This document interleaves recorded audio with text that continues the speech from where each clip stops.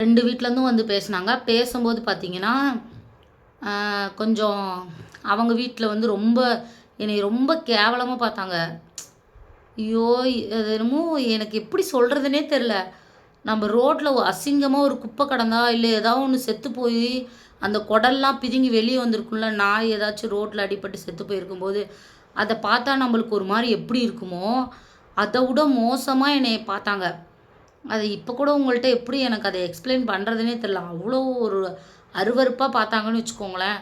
ச்சீ! இவளாங்கிற மாரி. அவங்க அதிலேயே தான் ரொம்ப ஸ்ட்ராங்கா இருந்தாங்க. நான் அசிங்கமா இருக்கேன், அசிங்கமா இருக்கேன். ஒரு வேள அழகான பிள்ளையா இருந்திருந்தா அவங்க கூட்டிட்டு போயிருப்பாங்களோ என்னமோ! அதுவும் எனக்கு தெரியல. அவ்வளோ அசிங்கமா இருக்கேங்கிறதுனாலயே எனக்கு ரொம்ப நெகட்டிவா வந்து அவங்க பண்ணது எல்லாமே எனக்கு அப்படிதான் இருந்துச்சு. அதுக்கப்புறம் அவங்க போலீஸ் போலீஸ் சொன்னப்போ கூட, இல்லைங்க மேடம். இந்த பிள்ளையெல்லாம் நாங்க கூட்டிட்டு போமாட்டோம். அவன் கல்யாணம் பண்ணிட்டான். அவன் என்னமோ பண்ணிட்டு போறான். இனிமே அவன் பாடு அப்படின்னு சொல்லிட்டு விட்டுட்டு கிளம்பிட்டாங்க. நைட்டு 11 மணிக்கு. உடனே எங்க வீட்டு ஆளுங்க ரொம்ப நல்லவங்க என்ன சொல்லிட்டாய்ங்க, அவங்களே வேணான்னு சொல்லிட்டு போயிட்டாங்க. நாங்க மட்டும் எதுக்கு கூட்டிட்டு போணும்? அப்படின்னு சொல்லிட்டு எங்க வீட்டு ஆளுங்களும் விட்டுட்டு போயிட்டாங்க. கடைசியா நைட்டு 12 மணிக்கு போலீஸ் ஸ்டேஷன் வெளிய பைத்தியக்காரங்களாட்டு நிற்கிறோம். எங்கே போகிறது? நாங்கள் பாட்டுக்கு செவனேன்னு பெங்களூரில் இருந்தோம். அங்கேயாவது எங்களை இருக்க விட்ருக்கலாம். பாமா மின்னலுன்னு கூப்பிட்டு இங்கே சோழியை முடிச்சுட்டு நைட்டு 12 மணிக்கு ரோட்டில் நிற்க வச்சுட்டாங்க.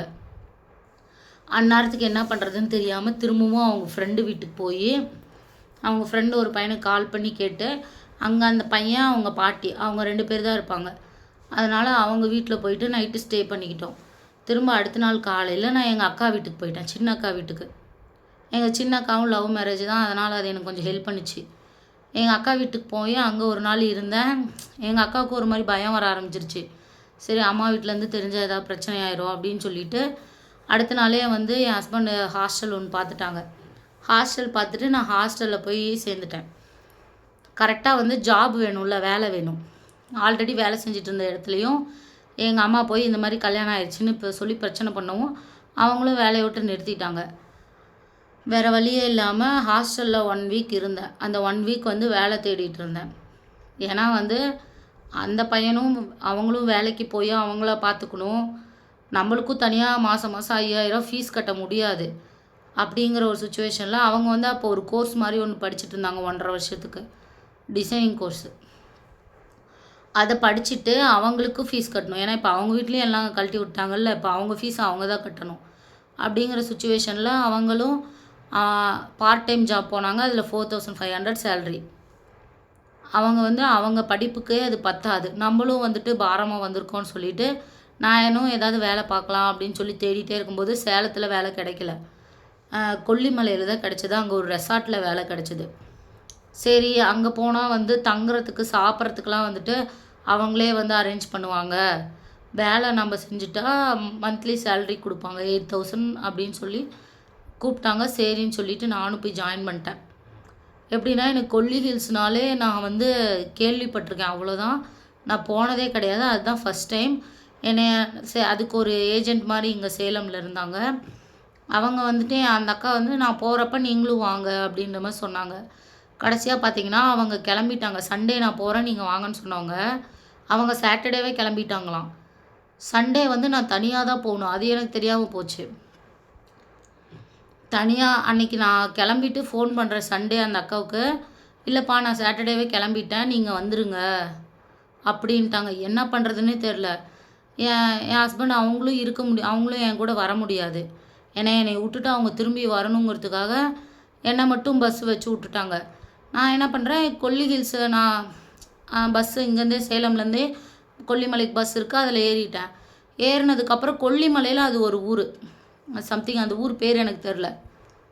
அங்கே வந்து பஸ்ஸு போகாது, நீங்கள் வந்து இறங்கி இதில் தான் போகணும் அப்படின்னு சொல்லிட்டாங்க.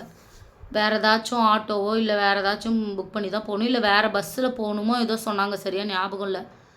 அந்த மாதிரி வந்து சொல்லவும் எனக்கு அந்த ஊர் தெரியல. சரி, இதுக்குள்ளே போனால் தான் அதெல்லாம் வரும். எனக்கு அந்த ரெசார்ட் பேர் மட்டும்தான் தெரியும். அதனால் அது எந்த ஊரில் இருக்குதுன்னு தெரியாமல் நான் பாட்டுக்கும் பஸ்ஸு போகிற போக்கில் போயிட்டேன். பஸ்ஸு போகுது நைட்டு 7 மணி 7:30 வரைக்குமே போயிட்டே இருக்குது. எனக்கு பயமாயிடுச்சு. கடைசியாக போய் ஒரு கோவிலோ ஏதோ ஒன்று, அருவியெல்லாம் இருந்தது அந்த கோவிலில். அந்த கோவிலில் பஸ்ஸை நிறுத்திட்டாங்க.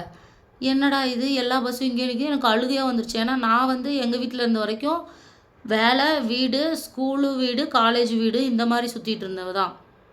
எனக்கு அதிகபட்சமாக நியூ பஸ் ஸ்டாண்ட் தெரியும். அந்த மாதிரி வந்து சுற்றிட்டு இருந்தவளுக்கு அப்படியே இல்லைனாலும் வேறு ஏதாவது ஊரில் விட்டால் கூட எனக்கு திருப்பி வந்துக்கு தெரியும்.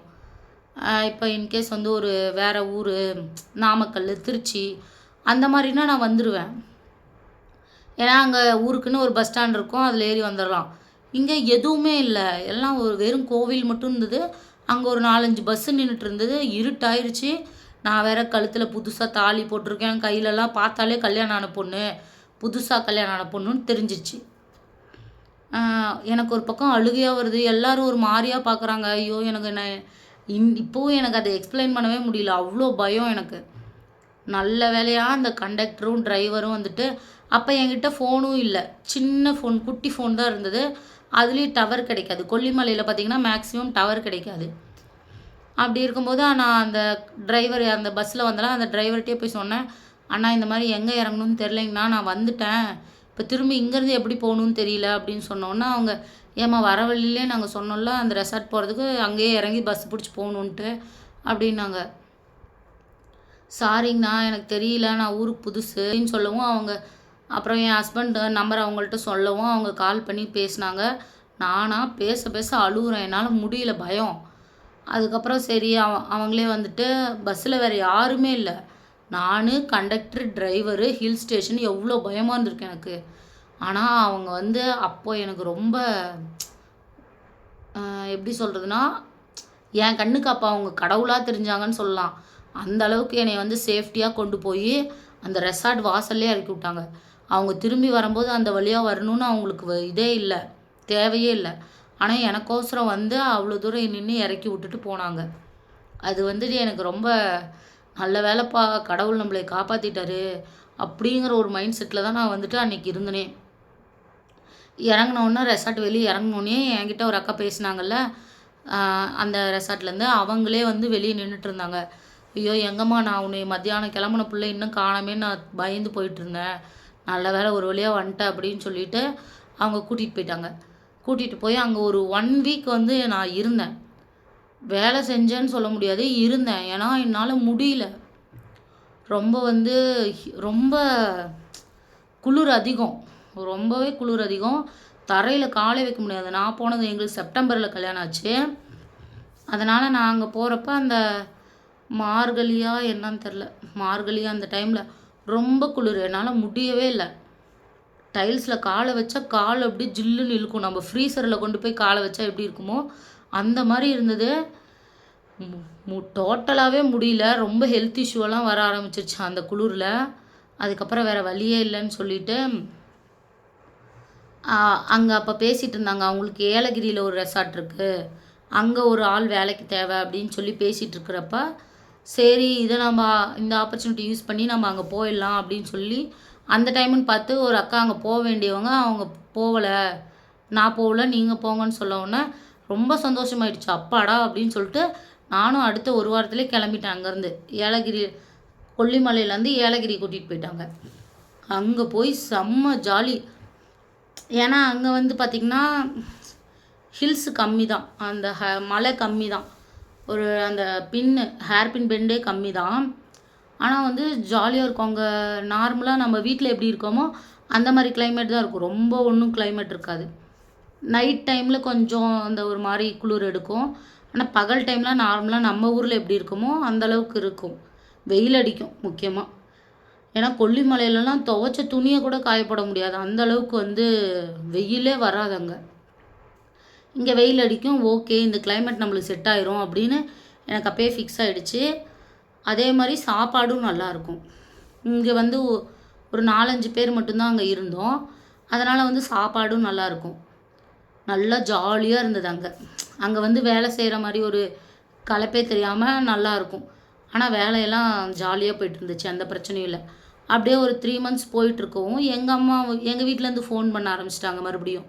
எங்கள் அம்மா வந்து பேசும்போது இந்த மாதிரி என்ன சொல்லிச்சுன்னா, இப்போவே நீ அந்த பையன் ஆல்ரெடி அவங்க அம்மா அப்பா பேச்சை கேட்டுட்டு அவங்க கூட இருந்தவங்க தான், சாரி அப்பா இல்லை, அவங்க அம்மா பேச்சு கேட்டுட்டு ஆல்ரெடி அவங்க அவங்க பேச்ச தானே கேட்டாங்க. இப்ப நீ எந்த நம்பிக்கையில அந்த பையன இங்க தனியா விட்டுட்டு நீ அங்க போய் வேலை செய்ற? அப்படின்னு கேட்டுச்சு. இருந்தாலும் எனக்கு ஒரு இதாவே இருக்கும். இல்ல அதெல்லாம் ஒண்ணும் பண்ண மாட்டாங்க. எப்படி பார்த்தாலும் அவங்க நம்ம கூட தான் இருப்பாங்க. அப்ப அவங்க என்ன பண்ணாங்கன்னா, அவங்க சின்ன வயசுலேருந்தே ஒரு ஆர்ஃபன்ல தான் வளர்ந்தாங்க. நான் ஏலகிரியில இருக்கிற வரைக்கும் ஏலகிரியில இருந்தப்பயும், அவங்க வந்து சின்ன வயசுலேருந்து ஒரு ஆர்ஃபன்ல தான் இருந்தாங்க. அதனால அவங்க அந்த ஹாஸ்டல்லயே இருந்துக்கிட்டாங்க. அந்த ஹாஸ்டல்லேருந்தே டெய்லியும் இன்ஸ்டியூட் போறது, வேலைக்கு போறது அப்படி இருந்தாங்க.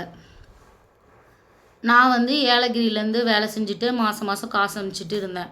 எங்க அம்மாவுக்கு வந்து என்ன பயம்னா எங்க அம்மாவுக்கு வந்து என்ன பயம்னா, என்னடா இவ பாட்டுக்கு அங்க வேலை செய்றா, இந்த பையன் இங்க அவங்க பேச்ச கேட்டுட்டு போயிட்டா என்ன பண்றதுன்னு ஒரு பயத்துல, எங்க அம்மா எனக்கு ஃபோன் பண்ணி அடிக்கடி பேசிக்கிட்டே இருக்கும். எனக்கும் ஒரு ஸ்டேஜுக்கு அப்புறம் ஆல்ரெடி இவன் இப்படி பண்ணியிருக்கான்ல, ஒரு வேளை போயிட்டானா என்ன பண்றதுன்னு ஒரு பயமும் வந்துருச்சு. அதுக்கப்புறமா தான் வந்துட்டு நானும் சரி ஓகே அப்படின்னு சொல்லிட்டு இது வேற. சரி அப்படின்னு சொல்லிட்டு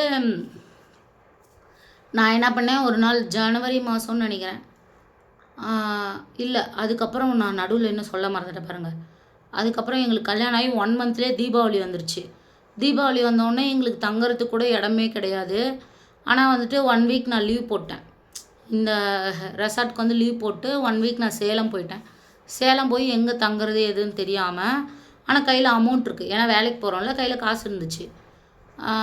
அதனால் வந்துட்டு ஒரு ஹோட்டலில் வந்து ரூம் எடுத்து அங்கே வந்து ஸ்டே பண்ணி தலை தீபாவளியும் நல்லா கொண்டாடினோம். அதுக்கான ஒரு ஃபோட்டோ கூட இல்லை, ஏன்னு தெரில. அப்போ தான் ஃபோன் இல்லைன்னு சொன்னேன்ல, ஆமாம் ஃபோன் இல்லை. 2 பேருமே குட்டி குட்டி ஃபோன் தான் வச்சுருந்ததுனால ஃபோனே இல்லை.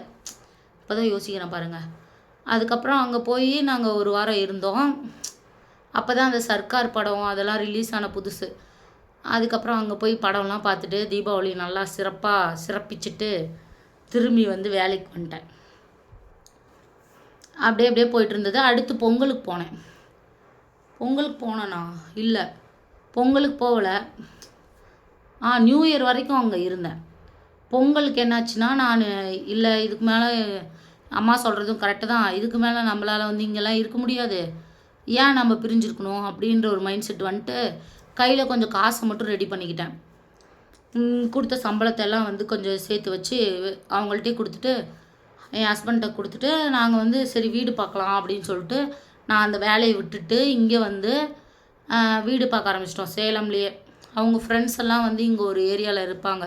அவங்க வீடெல்லாம் வந்து அந்த ஏரியாவில் தான் இருக்குது, ரொம்ப மெயின் ஏரியா சேலமில். அதனால் நாம்ளும் அங்கேயே வீடு பார்த்து இருந்துக்கலாம் அப்படின்னு சொல்லிட்டு நாங்களும் வந்துட்டு அங்கேயே ஒரு வீடு பார்த்தோம். ஆனால் யாருமே வீடு கொடுக்கவே இல்லை. அவங்களுக்கு என்னவோ ஆனால்